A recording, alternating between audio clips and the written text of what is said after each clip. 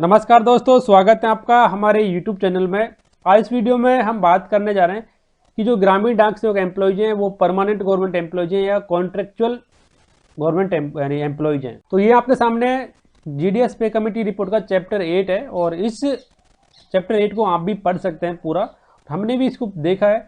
तो हम आपको आगे बढ़ने से पहले दो बात बता देना चाहते हैं कि जो GDS एम्प्लॉयज है वो काम के मामले में कॉन्ट्रेक्चुअल एम्प्लॉयज हैं और सर्विस मैटर्स, उनकी selection procedure, nature of duties, risk and responsibilities, उन सब के मामले में वो कॉन्ट्रेक्चुअल एम्प्लॉयज से अलग हैं और लगभग गवर्नमेंट एम्प्लॉयज के बराबर हैं। हालांकि वो प्योर गवर्नमेंट एम्प्लॉयज नहीं हैं, सेंट्रल गवर्नमेंट एम्प्लॉयज उनको नहीं माना गया है। रिपोर्ट का चैप्टर 8 आपके सामने है कि जैसे कि जो GDS एम्प्लॉयज हैं वो एक पार्ट टाइम जॉब करते हैं, 3 से 5 घंटे तक उन्हें काम करना होता है। बाकी जो केंद्रीय कर्मचारी हैं वो 8 से 10 घंटे तक काम करते हैं। GDS एम्प्लॉयज बाकी टाइम पर कोई भी अपना और दूसरा बिजनेस कर सकते हैं, लेकिन केंद्रीय कर्मचारी ऐसा नहीं कर सकते। तो ये उन्हें एक केंद्रीय कर्मचारियों से अलग बनाती है। ये दो बात हुई। जैसे कि बाकी जो केंद्रीय कर्मचारी हैं उन्हें ट्रांसपोर्ट अलाउंस मिलता है, HRA मिलता है, लेकिन GDS एम्प्लॉयज को ये सब नहीं मिलता है। तो ये उन्हें फिर केंद्रीय कर्मचारियों से अलग करता है। जैसे कि जो GDS एम्प्लॉयज हैं वो आप यहाँ पर देख सकते हैं कि is closure to franchise outsourcing और contractual model which is widely accepted and practice as a low cost outsourcing model both in government as well as in private sectors। तो ये प्राइवेट सेक्टर और गवर्नमेंट सेक्टर में widely accepted concept है, जो कि franchise और outsourcing model पर जो एम्प्लॉयज हैं उनके रूप में इन्हें माना गया है। बाकी सर्विस मैटर्स में एज ए गवर्नमेंट एम्प्लॉयज की तरह इन्हें माना गया है। और जो GDS एम्प्लॉयज हैं उनको गवर्न किया जाता है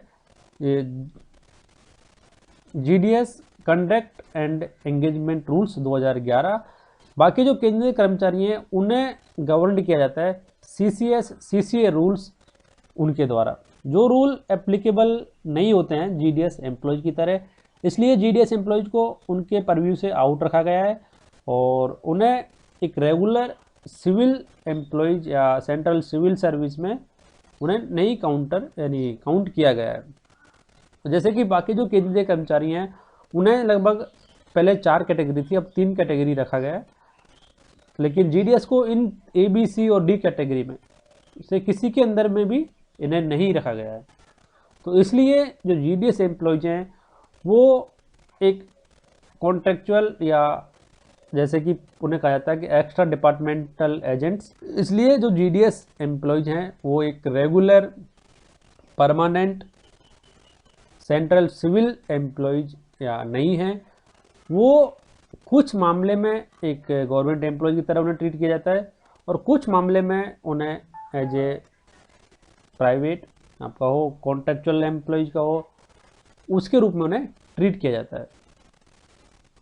हालांकि GDS जो एम्प्लॉय है उनको एक स्टेटस देने के लिए अभी कोर्ट में ये मामला पेंडिंग है और जैसे ही कोई डिसीजन आता है तो क्लियर होगा कि GDS एम्प्लॉयज को किस कैटेगरी में रखा गया है। हालांकि सिर्फ इंडिया पोस्ट डिपार्टमेंट में ही एक ऐसा सिस्टम है जिसमें 2 सिस्टम पैरेलल काम कर रहे हैं। एक रेगुलर स्टाफ काम करता है और दूसरा काम करता है कि जो ये GDS एम्प्लॉयज है वो। बाकी किसी भी गवर्नमेंट डिपार्टमेंट में ऐसा सिस्टम नहीं है कि जहाँ पे 2 सिस्टम पैरेलल काम कर रहे हैं। तो ये ओवरऑल हम यही बताना चाहेंगे आपको कि जो GDS सिस्टम है वो एक मोर ओवर जो है वो प्राइवेट या कॉन्ट्रेक्चुअल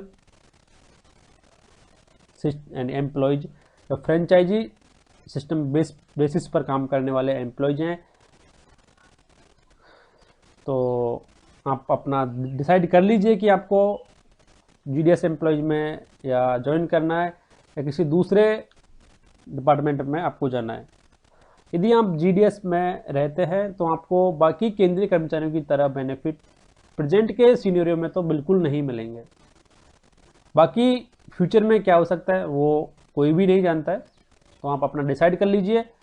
और यदि सूचना या वीडियो आपके लिए यूजफुल रहा तो प्लीज़ वीडियो को लाइक और शेयर कीजिए अपने दोस्तों के साथ में, जिससे उन्हें भी इसका मालूम चले और वो भी इसका फ़ायदा उठाएं। और दोस्तों यदि सूचना यानी अभी तक आपने हमारा चैनल सब्सक्राइब नहीं किया है तो चैनल को सब्सक्राइब कर लीजिए, जिससे आपको हम ऑथेंटिक न्यूज़ देते रहेंगे और आपको हर एक चीज़ का पता लगता रहेगा। तो वीडियो देखने के लिए आपको धन्यवाद।